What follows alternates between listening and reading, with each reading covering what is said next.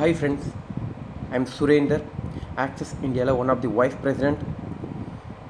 இந்த பதிவு எதுக்குன்னு பார்த்தீங்கன்னா, சடனாக எனக்கு ஒரு தாட் வந்துச்சு.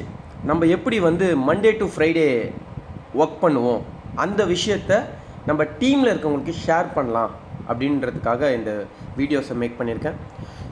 ஸோ எவ்ரி சாட்டர்டே நம்மளோட கட் ஆஃப் முடியுது.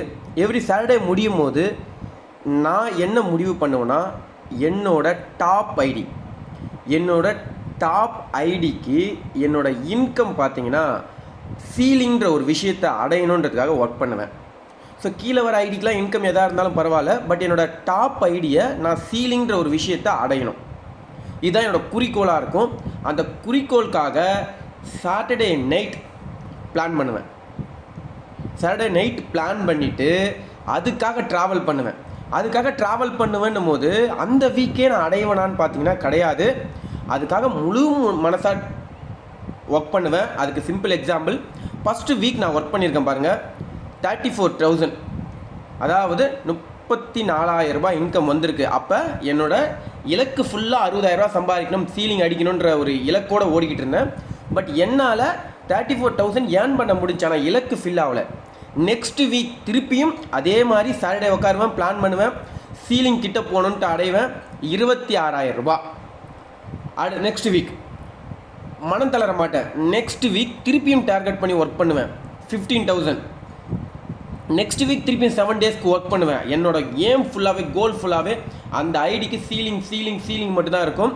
27,000 வந்துச்சு. அதுக்கு நெக்ஸ்ட் வீக் பார்த்தீங்கன்னா 34,000 வந்துச்சு. அதுக்கு அடுத்த வீக் பார்த்தீங்கன்னா 18,000 வந்துச்சு. அதுக்கு அடுத்த வீக் 25,000 வந்துச்சு. நெக்ஸ்ட்டு பார்த்தீங்கன்னா 30,000 வந்துச்சு. 33 ஒரு வாட்டி அடிச்சிட்டேன்.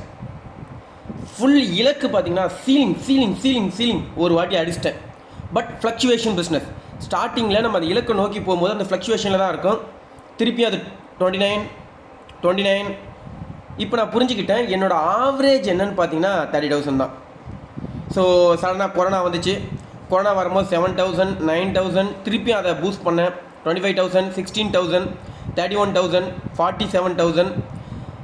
ஒரு வழியாக நான் என்ன ஆசைப்பட்டனோ கிட்டத்தட்ட 19 வாரம் கழித்து, நல்லா புரிஞ்சுங்க, நான் ஏம் பண்ணி ஃபஸ்ட்டு வீக்கே அதை அச்சீவ் பண்ணல. 19 வாரங்கள் அதுக்காக ஒர்க் பண்ணி 19வது வாரம் தான் ரெகுலராக 60,000 அடிக்கிறதுக்கான இலக்குன்ற விஷயத்தை நான் அடைஞ்சேன்.